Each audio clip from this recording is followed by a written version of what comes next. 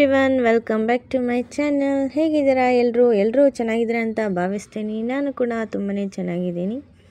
Already ತಮ್ಲೈನ್ ನೋಡಿರ್ತೀರಾ, so ಅದ್ರ ಮಾಹಿತಿ ಕೊಡಬೇಕಲ್ಲ. ಸೊ ಯಾಕೆ ನನ್ನ ಮಗನಿಗೆ ಈ ಥರ ಸ್ನಾನ, ಈ ಥರ ಹರಕೆ ಯಾಕೆ ಅಂತ ಕೇಳೋ ಆಲ್ಮೋಸ್ಟ್ ಎಲ್ರಿಗೂ ಕ್ವಶನ್ ಇದ್ದಿದ್ದೇ ಇದು ಮೈಂಡಲ್ಲಿ. ನನ್ನ ಮಗ ತುಂಬಾ ಹುಷಾರು ತಪ್ತಿದ್ದ ಆವಾಗ.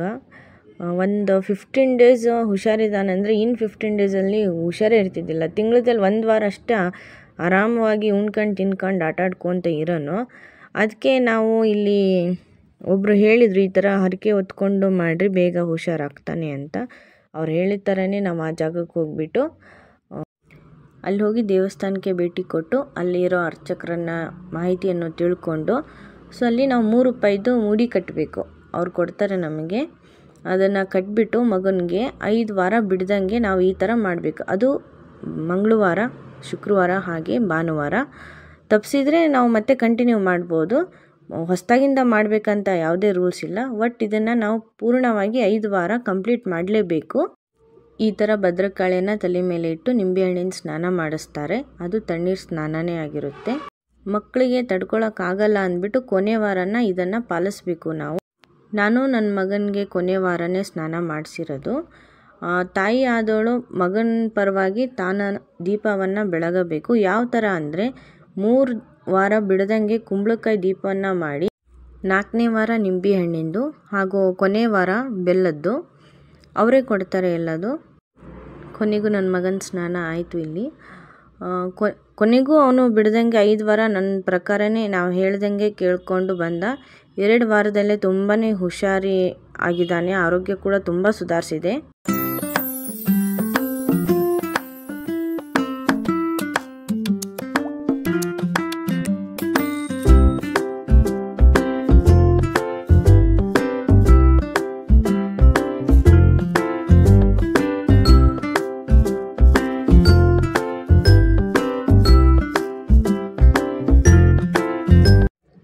ಏನೋ ದೇವಸ್ಥಾನಕ್ಕೆ ಹೋದರೆ ಮನಸ್ಸು ತುಂಬ ವಿಶಾಲವಾಗಿರುತ್ತೆ, ಹಾಗೆ ನೆಮ್ಮದಿ ಕೂಡ ಸಿಗುತ್ತೆ. ಇದು ನಮ್ಮದು ಕೊನೆಯ ವಾರ ಆಗುವುದರಿಂದ ಇಲ್ಲಿ ಬೆಲ್ಲದ ಬೆಣ್ಣೆ ಹಾಗೂ ತುಪ್ಪದ ದೀಪದಿಂದ ದೇವರಿಗೆ ಪೂಜೆಯನ್ನು ಸಲ್ಲಿಸ್ತೀವಿ. ಅಲ್ಲಿರೋ ಪ್ರತಿಯೊಂದು ದೇವರಿಗೂ ನಾವು ತುಪ್ಪದ ದೀಪದಲ್ಲೇ ಈ ಥರ ಬೆಳಗಬೇಕು. ಬೆಳಗಿದ ನಂತರ ನಾವು 9 ಪ್ರದಕ್ಷಿಣೆಯನ್ನು ಹಾಕಲೇಬೇಕು. ಮೊದಲೇ ದಿನ ಎಷ್ಟು ಹಾಕಿರ್ತೇವೆ ಕೊನೆಯವರೆಗೂ ಅದೇ ಥರ ಹಾಕಬೇಕು. ಇನ್ನು 4 ವಾರನೂ 9 ಪ್ರದಕ್ಷಿಣೆಯನ್ನು ಹಾಕಲೇಬೇಕು. ನನ್ನ ಮಗ ಅದನ್ನು ತುಂಬ ಚೆನ್ನಾಗಿ ನಿಭಾಯಿಸಿದ, ತುಂಬ ಚೆನ್ನಾಗಿ ಮಾಡಿದ. ನನಗಂತೂ ತುಂಬಾ ಖುಷಿ ಆಯಿತು. ಇಷ್ಟು ಬೇಗ ಸುಧಾರಣೆ ಆಗ್ತಾನಂತ ಅಂದ್ಕೊಂಡಿದ್ದೆಲ್ಲ. ಎಷ್ಟೋ ಆಸ್ಪತ್ರೆ ತೋರಿಸಿದ್ರು ಅವ್ನಿಗಿನ್ನೂ ಆರೋಗ್ಯ ಸಮಸ್ಯೆ ಆಗ್ತಿತ್ತು ಹೊರತು ಅವನಲ್ಲಿ ನಾನು ಯಾವುದೇ ಥರ ಸುಧಾರಣೆ ಕಾಣಲೇ ಇಲ್ಲ. ಸೊ ಯಾರೋ ಒಬ್ರು ಈ ಥರ ಹೇಳಿದ್ರು, ಈ ಥರ ನಡ್ಕೋರಿ, ಆ ದೇವ್ರಿಗೆ ಹೋಗ್ರಿ ಬೇಗ ಹುಷಾರಾಗೇ ಆಗ್ತಾನೆ ಅಂತ. ಹಾಗನ್ಬಿಟ್ಟು ನಾವು ಈ ಥರ ಮಾಡಿದ್ವಿ.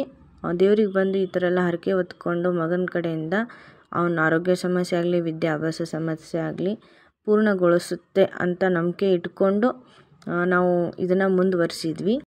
ಆಲ್ರೆಡಿ ನಾನು 4 ವಾರ ಮುಗಿಸಿದ್ದೆ. ಇದು ಕೊನೆ ವಾರದ್ದೇ ನಾನು ಹಾಕಬೇಕಂತ ತುಂಬಾ ಆಸೆ ಇತ್ತು. ಇಲ್ಲಿ ಒಳಗೆ ಫೋಟೋಶೂಟ್ ಆಗಲಿ, ದೇವಿ ಫೋಟೋ ತಗೊಳ್ಳೋದಾಗಲಿ ಅವಕಾಶವಿಲ್ಲ. ಆದರೂ ನಾನು ಎಕ್ಸ್ಕ್ಯೂಸ್ ತಗೊಂಡು ಮಾಡಿದ್ದೇನೆ. ಇಲ್ಲಿ ಪ್ರತಿದಿನ ಪ್ರಸಾದ ಸಿಗುತ್ತೆ. 3 ಹೊತ್ತು ಪ್ರಸಾದ ಇರುತ್ತೆ. ಎಂಥ ಬಡವನಾಗಲಿ ಹೊಟ್ಟೆ ತುಂಬ ತಿಂದು ಬರ್ಬೋದು, ಎಷ್ಟು ಬೇಕಷ್ಟು ಹಾಕ್ತಾರೆ. ಸೊ ಇಲ್ಲಿ ನಿಮ್ಗೆ ಎಂಥ ಸಮಸ್ಯೆ ಇದ್ದರೂ ಪರಿಹಾರ ಸಿಕ್ಕೇ ಸಿಗುತ್ತೆ ಅನ್ನೋ ನಂಬಿಕೆ ನನ್ನಲ್ಲಿದೆ.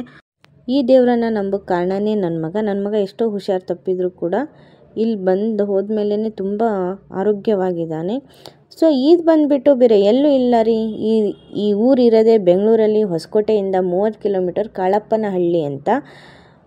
ಇನ್ನೂ ಪ್ರಸಿದ್ಧವಾಗಿಲ್ಲ, ಆದರೆ ಸುಮಾರು ಜನ ಬಂದು ಹೋಗ್ತಾರೆ ಅಷ್ಟೇ. ಭಕ್ತರು ತಮ್ಮ ಕೈಲಾದಷ್ಟು ದಾನವನ್ನು ಮಾಡ್ತಾರೆ. ಸೊ ಇದು ಫೈನಲಿ ಇದು ನಮ್ಮ ಕೊನೆ ವಾರ. ಸೊ ಹಾಗಂದು ಈಶಾಂತರ ಮಾವ ಬಂದಿದ್ದ, ಅಂದರೆ ನಮ್ಮ ಅಣ್ಣ, ಸ್ವಂತ ಅಣ್ಣ ಇವನು. ನಮ್ಮ ಅಣ್ಣ ಬಂದಿದ್ದ. ಸೊ ಅವ್ನು ಕರ್ಕೊಂಡು ಹೋಗಿದ್ವಿ. ಫೈನಲಿ ಇದೆಲ್ಲ ಹರಕೆ ಎಲ್ಲ ಮುಗಿಸ್ಕೊಂಡು ಅಲ್ಲಿರೋಂಥ ಪ್ರಸಾದನ ಕೂಡ ತೊಗೊಂಡ್ವಿ. ತುಂಬ ಚೆನ್ನಾಗಿತ್ತು. ಸೊ ನೋಡಿದ್ರಲ್ಲ ಫ್ರೆಂಡ್ಸ್, ನಿಮ್ಮಲ್ಲಿ ಯಾವುದೇ ಥರ ಸಮಸ್ಯೆ ಇದ್ದರೂ ಈ ದೇವರಿಗೆ ಭೇಟಿಯಾಗಿ ಬೇಗವಾಗಿ ನಿಮಗೆ ಉತ್ತರ ಸಿಗುತ್ತೆ. Thanks for watching. ಪುನಃ ಮತ್ತೆ ಸಿಗೋಣ ಇನ್ನೊಂದು ಲಾಗಲ್ಲಿ. Love you all. Take care. Bye bye.